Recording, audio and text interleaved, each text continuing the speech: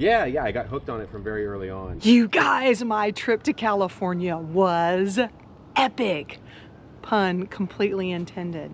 In this video, I share with you my chance to talk with Kevin. I got to meet Jacques, and I got to meet Ian, and I got to meet Molly on the Epic team. I had a great visit. I got to learn about some cool things that have been announced for the Birdies beds, and got to spend a little time with Kevin at the Epic Homestead. I hope that you enjoy it and take Kevin's advice. Make sure to subscribe to Michelle's channel, guys. Don't be watching this without subscribing. So first off, Kevin, thank you so much for letting me come out and visit the Epic Homestead. It really is epic. Hey, thank you. Welcome. It is beautiful here. I mean, I just can't get over. I mean, you expect it to look like you see on the channel. Does it? I'm right? curious. Yeah. Does it actually? No, it does. Yeah. It looks even bigger though than I expected. And so it's really kind of fun to be here and see all of the things you have growing on here in the garden, and all the fun things that are happening here for you. And so I put together some questions because I think it'll be kind of fun to, you talk about gardening a lot, and I know that you've had a lot of interviews about the business side of things. Sure. But it might be fun to maybe talk a little bit about the garden, and maybe some of the things that don't actually come out on the channel, and have some fun with that. Yeah, so sounds great. What is something fun or interesting about your gardening journey, or about you, that maybe isn't typically shared on your gardening channel that someone might find really fun to learn about you? Yeah, on the gardening channel, I don't talk too much about like my background, I guess. And so I have said a lot. I didn't grow up gardening. I remember my grandpa had a small like Filipino vegetable garden in his backyard or their backyard, but I didn't really connect to it when I was a kid. But I was very much into nature. So I was collecting rocks, I was collecting bugs and like dissecting them and all sorts of weird stuff. Or I had like a gem polishing kit, and I would polish gemstones and stuff like that. Yeah. Or grow crystals in a science. So I'm very much into science and nature, but for some reason never into gardening until probably like 24, 25 or so. All grown up. And yeah, I know. Which is not a typical thing for a 25-year-old California boy at that point. That's exactly. Not yeah, exactly. It was a way to get back into what to myself, I was like, let's get back into nature. So I was playing a lot of video games at the time. I was semi-directionless career-wise, and so I did that to just try to get a pattern reset. And I guess here we are, right? It certainly did. Love it. Yeah, I got hooked on it from very early on. Just the ability to grow something and like watch it, care for it, see it express its growth. You prune it, it does this. You don't prune it, it does that. Like sort of the cause and effect and more the science aspect to it. And then as the years have gone on, obviously much more than the science, the beauty, the health, the food, the nutrition, all that kind of stuff. I know you have some challenges with this property, but what was it about this property that made you say, gosh, this is where, because you were living in a rental, if I remember right? That's right. And so what made you choose this specific property? You go, gosh, this is where I want to build a homestead. Yeah, so it was an interesting combination of timing and just, I really think, luck. So I was looking for houses just because you're always looking. If you're renting, I feel like if you have the inclination to want to have a homestead or a garden, you're always kind of on Zillow, right? Just kind of zipping around. And so I saw something a little bit south San Diego, which is where we are now. And I came down and looked, and I had probably been looking for 2 or 3 months at that point in time. I'd seen a few, toured a few, like almost got close, decided not to. And it was something about the price point, which San Diego's not a cheap place, but this was affordable for this area. And when I pulled up, I remember seeing a lemon tree or grapefruit tree in the corner. I saw this loquat tree behind us over here. I had a loquat tree in the rental. Some sort of omen-esque feeling kind of kicked in. But then I just saw this expanse, which obviously now it's pretty built out, but back then it was literally just wood chips and or just weeds, completely flat. So I was like, it almost looks like someone bulldozed this area and said, please come build a homestead here, you know? And I've given you a couple trees to start you off. And so I called my broker and I was like, look, we're putting an offer in today. Let's see if we can get it. This would have been May 2020. So this would have been like just before housing really went crazy in the pandemic. So there were like 6 offers to fight off. But I think if I had done it like 2021, it would have been 50, you know, and it would have gotten bid up like crazy. I had to pay a little over asking, and that was it. I got it, and there you go. And to me, I was like, great. I don't like the phrase starter home, I guess, but it's not a big house, and I live here with my girlfriend, and so it's probably not where I'll be for the rest of my whole life. Maybe I'll never sell it, but I probably won't live here exclusively the rest of my life. But I was like, for the next little bit, like this is a fantastic place to experiment with all these different methods. And you have the options. I mean, you've got very sunny places, you've got places that are a little more shady, you've got all the different things you can try. What has been something that has been really challenging for you to try to grow here that should grow in your area, but you haven't mastered it yet? So it's yeah, I mean, there's And maybe master is not the right word, but you know. yeah, well, there's always stuff we're trying. Like sweet potatoes historically haven't done that well, but I also haven't tried that hard to grow them because I love potatoes. But this year I think we'll do pretty well on the sweet potatoes. So every year I feel like I get closer. Like for example, I think the biggest one we've now gotten to some level of mastery perhaps would be brassicas. So, you know, for us, we don't have a true winter. So it doesn't get below 40 Fahrenheit almost ever. Rarely does it get below 45. Now maybe at the ground level with, you know, wind chill coming through, it will, but in the air, even in the dead of winter, it does not. And so, you know, brassicas can tolerate much below that, and to some degree prefer it, especially to develop good flavor. And so for us, I was planting them in the fall, or when most people would start their fall garden, like August, September, and that just doesn't work here. Like we're sitting here in October, and you were remarking on all the cabbage, you know, whites flying around. Right. They're still here right now, and so I plant my brassicas in basically December now, force grow them through the winter, which isn't a real winter. And it's basically a forever frozen fall, you know, like a perennial fall, and that's the only way to get them done. And so we've had incredible results doing that. Any other month that we've tried to plant them just does not work. That's funny because this is 10B. Yeah. I'm in 9A. Yeah. And we absolutely have cold. I mean, last year we had down to 24. Interesting. So that would put you below a 9A for that year at least. For that year. And we have a lot of microclimates going on our property, which I've been gardening there for 4 years, and so I'm learning about dealing with the microclimate. Yeah. Have you found some different parts of your yard where the microclimate really comes into play for what you're doing? Yeah, totally. I mean, you can feel this breeze coming through right now. So we have this coastal breeze that typically comes west to east this way. And I noticed that, especially before this big fence was here, during those winter months, we actually would get a low ground frost. And so you'd have, like the potatoes we'd plant, they would actually get true frost damage. I'd never thought about that before here, because when would I have, right? And I was typically growing my potatoes in raised beds where they'd be off that ground. So like that's one interesting idea. In the backyard, you've got this pond here now, which created its own sort of more humid microclimate around it. And then the structures that we've put in place, or the trees that we've decided to grow, have started to shape it. But I would say for the most part, it is a coastal Mediterranean style climate, and it's relatively stable. It's just the weather patterns of the year. I'm curious, like this year for us here was an abnormal year of weather, rain-wise and moisture-wise, and thus then the pests became weirder. Everything sort of spun out a little bit out of control, and maybe it was the same for you. We were hot. Yeah. We had one spell, we went 16 days without rain, which is incredibly unusual. That's where that's we every are. day here. You know, We almost never get it. So 16 days, and I really struggled with our fruit trees, and I did our fruit tastes terrible this year, frankly. Yeah. now In the sense I know. of like watery, or just wasn't developed enough. It has no flavor. It just is. I know that I didn't water it enough because of how I planted.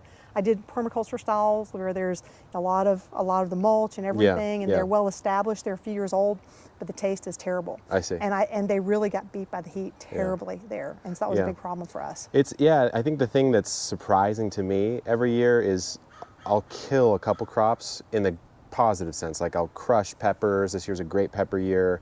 Last year was an insane tomato year. Tomatoes were a little bit worse this year. You know, the fruits this year were more plentiful, but the flavor felt a little more dilute. So like we had way more peaches this year than we did last year, but the peaches were of worse quality. And so you're sort of trading ups and downs.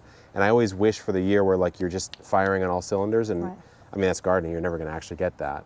It doesn't happen. Yeah. And like sweet potatoes are something I actually can grow. Yeah, I was going to say, you should have incredible success, right? I have no problem with sweet potatoes. I'm doing in the grow bags. In fact, I just started a new experiment in the Epic grow bags. Okay. Yeah. And so I'm doing a trim the vines versus not trim the vines. Oh, that'll be fun to see. It, and it's very controlled. I did it as scientifically as I could, planting the same size slips and the number of beds and things like that. So that'll be an interesting experiment to see how that comes along on day 100 to dump the bags. Oh, shoot. Okay, it's a 100-day grow. It's a 100-day grow. So that'll be kind of fun. We've got one we just finished up, and a little sneak peek. If you're on Michelle in the Meadows channel, you'll see we just finished up a 6 Roma tomato, identically grown experiment where we buried different scraps underneath to determine which one did better.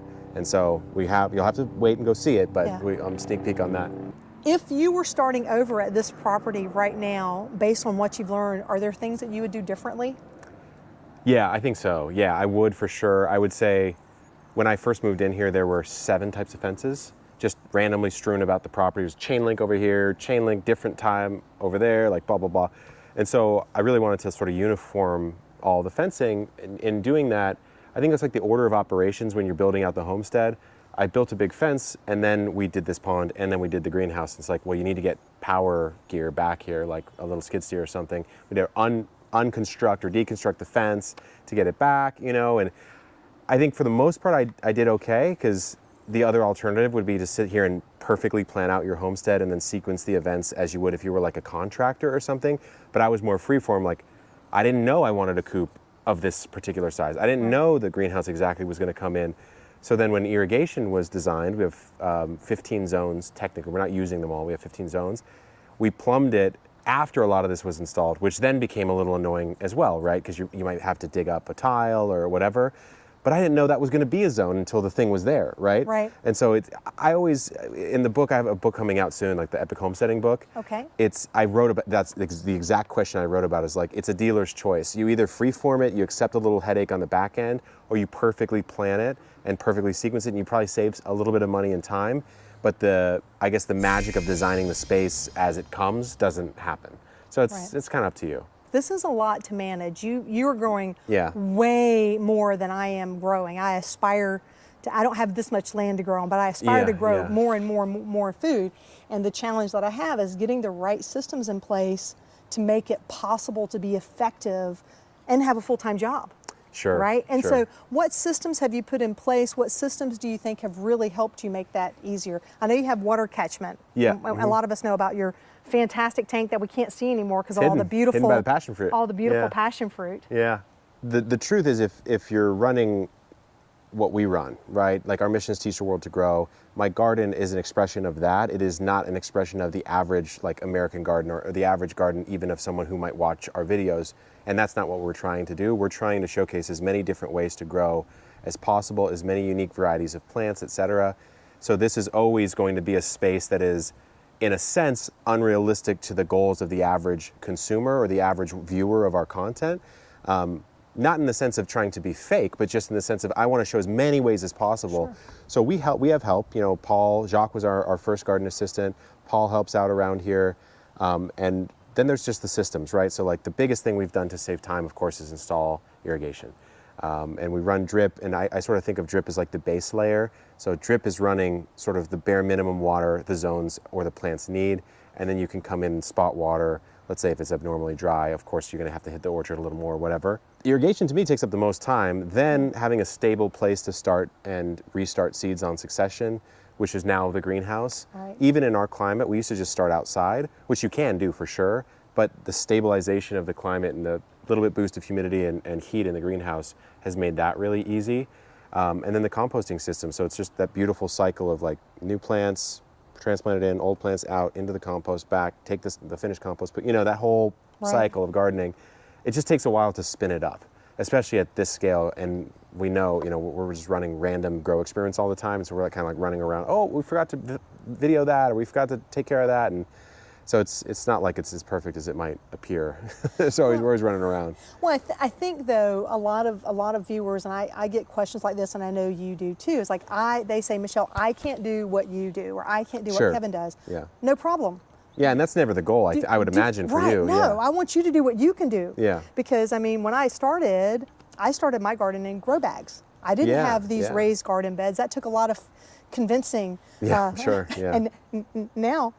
Now you got 15 or something like that, right? I think that's the number. I think you hit 15, the number. yeah. Not counting the giant grow bags even. Yeah, and so. Yeah, I mean, my first garden was a hydroponic system indoors, right? And then it was one on a windowsill, and then it was on a balcony downtown San Diego, like microgreens. Right. Right. So it's just whatever you have at the time. Yeah, I think that's important for people to understand, though, is they don't need to do what Kevin does. Certainly not. Yeah, I would say please don't. It's more than a full-time job. Yeah, for sure. For sure. And actually, the first videos we saw of you were doing microgreens. We learned to make microgreens. So that would have been a long time ago. Yeah, that would have been at least 4 years ago. I think. We watched your microgreen videos and started learning to make microgreens. It's a great introduction to gardening because it's almost guaranteed success, and you can do it anywhere, and it's very nutritious. And you need very little. I mean, it's better if you have good grow lights. It's better if you have this, but you don't need very much. You don't need it technically. You don't need very very much if you have some good sunny spots and things like that. That's I good. agree. Do you keep track of how much food you grow here at all? I wish. I initially in the early years I had a bit of a weighing protocol, but these days no.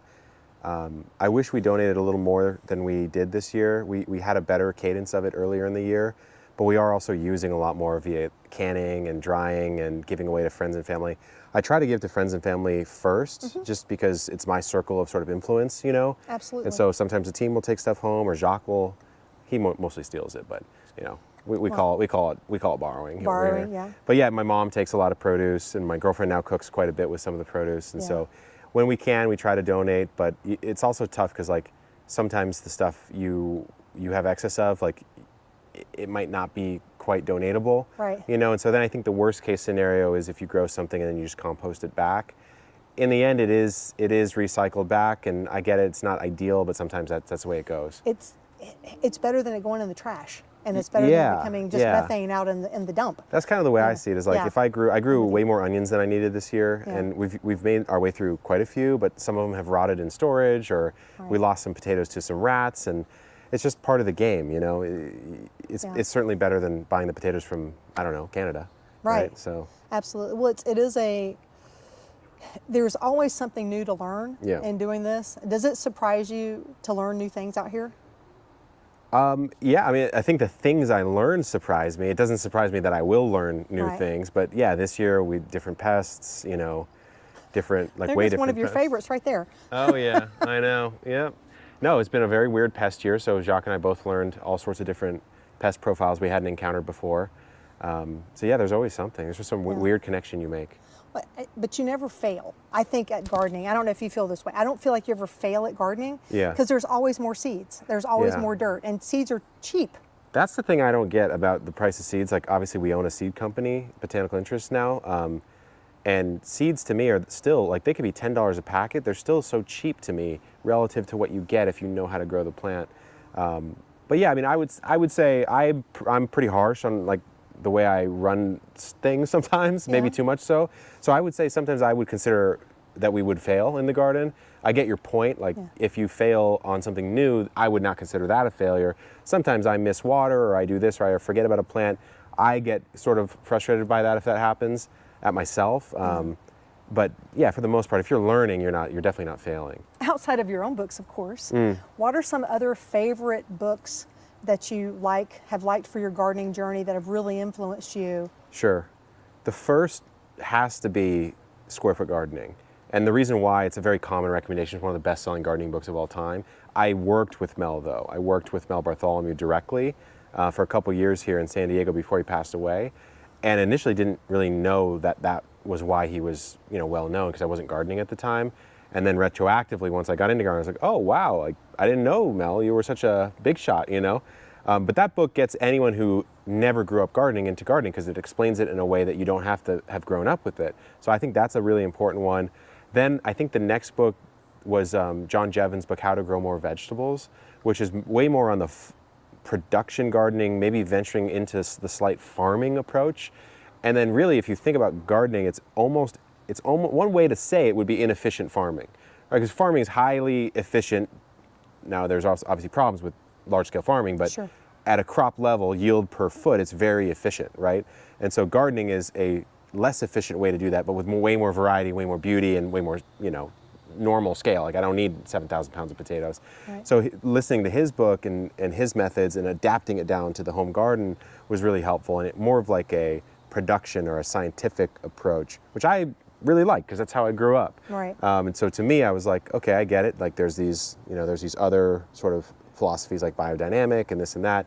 For me, it's not as interesting as, like, if you needed to do this to live, like a farmer does, what would you do to get the yield that you need? Okay, cool. Well, I'll try to adapt those methods down to gardening. So those two books I think were really helpful.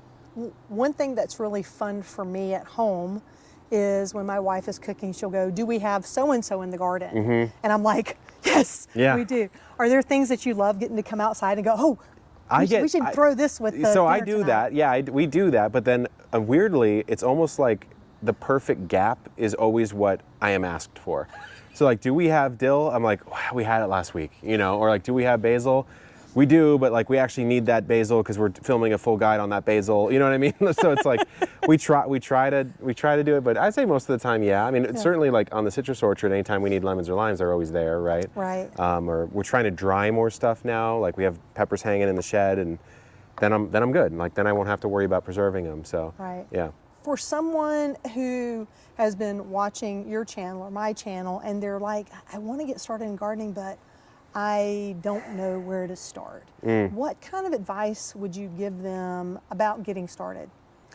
This has changed for me over the years. I used to say pick the easiest plants to grow and then grow those because then you'll have success. And then you get into like grow a radish or something like that, which is like, if you don't like radish, like who cares if you grow radish, right? And so I would say these days I try to say like, let's say I was talking to you and you were trying to get into it, I would say, well, what do you like to eat? Like what dishes do you like? What is your favorite vegetable? And if it's a complex one to grow, well, okay, at least you care about it once you get the harvest, you know? Because back in the day, I'd say grow radishes, and they're like, well, I don't eat them, and they'd grow them, and they'd be like, well, who cares if it succeeded or failed? I'm not going to eat it anyways, right? Or I don't like it. And so I would say plug into like, what's a dish you want to make with it? What's a cocktail drink you want to make? Like the end result, and then you'll have a lot more buy-in on actually caring for it. And just pick one or two things. You know, if it's overwhelming, just pick a couple things, one pot. It doesn't matter. You get started on something like that. We just shared how we started. It wasn't very impressive, you know. Well, but you start, and even the Epic grow bags, which of course are you have the newer versions of those. That's a great way to start. I share with you my very first garden was all grow bags and a soaker hose underneath and a whole bunch of mulch. There you go. Yeah. And it worked. It worked really well. It was very easy. It was probably easier than anything I've done since. I'm not sure why I stopped. She's complexified. I don't know why that happens, but you do because I too want to try. Yeah. I want to try new things. So well, that's what'll happen naturally, right? Is once you start getting into it, you'll be like, well, I wonder if I could grow that vertically, or like, what about this variety, right? And then your curiosity kicks in. You got to get a couple wins before you're like trying to grow dragon fruit or some weird thing, you know. We're not very good at that yet. We'll get there. We also watched you and Richard for those. So nice. We've been trying. I think probably one of the funnest things that's happened for me out in the garden is to find volunteers. And so you know, you're like, I didn't have tomatillo over there. Oh yeah, I feel you on that. Yeah. I'm going to leave it. It doesn't belong there, but whatever. Yeah. But whatever. So that you'd be willing to share. What are some things coming up for Epic Homestead or Epic Gardening that are kind of exciting that we should be looking for?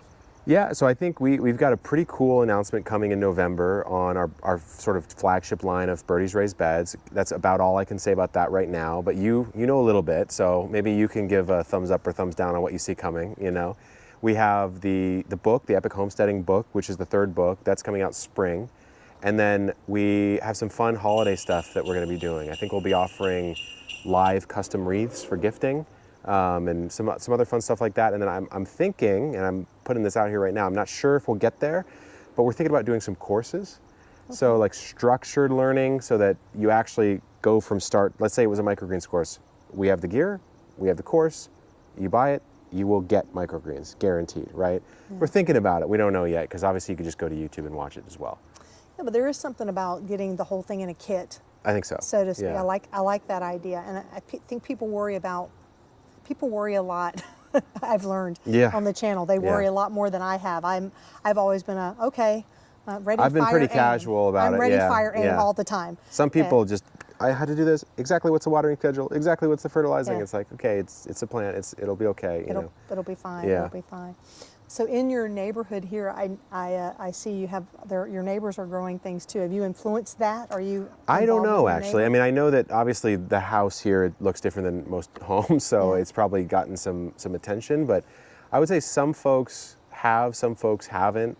Definitely everyone seems to appreciate it now that we're a couple years in. At the beginning, it was a little more rough in the front yard looking, but I think the community around here is one that likes to grow. I see a lot of fruit trees around that are many years old, so obviously before I was around, and definitely some gardens. And so I think the culture here is a little more friendly towards growing food than, let's say, where I grew up, which was like more suburban North County, San Diego.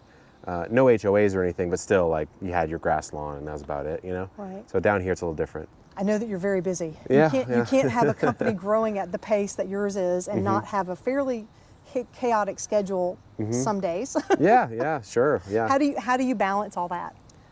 Well, we have an awesome team now. I mean, we've grown a lot over the last year and a half, and so we have a great team that takes care of a lot of the stuff that back in the early days it'd be me, Jacques, Chris, or Lauren on our teams, 4 of us, trying to get this stuff done in San Diego, running back and forth to the warehouse, this, that, the other.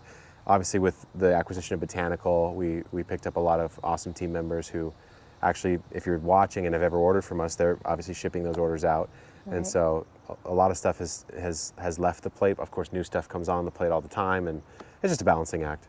Any changes for Botanical and things like that coming up, or you just No, I mean, I think the reason, things? I think everyone got a little, in the industry, got a little, whoop, you know, when that happened, and for good reason. Obviously, it's a fantastic brand, and people don't want that to change, and that's why we bought it. Judy and Curtis built an awesome brand, and one of the things we had reassured to them, I was like, I don't want to change the packets. I don't want, like, maybe small improvements here and there. Maybe you put a QR code on or something like that, but not like the artwork changed. Or So I think the ethos of the brand we want to keep and build on, and instead of like making it an epic thing or whatever. Right. Yeah. Well, I can tell you, even for me, going into some big box places, big store, food store at home, I walked up front and I was like, oh, and this was right after you had made the announcement. I was like, oh, there it is. Botanical Interests is right here. Yeah. My local shop, Botanical Interests is there. And buy the seeds, then grow your food. And whole paycheck in your backyard. And there you go. Exactly, exactly. Well, thanks for coming out, and absolutely. Obviously it's been great. I remember I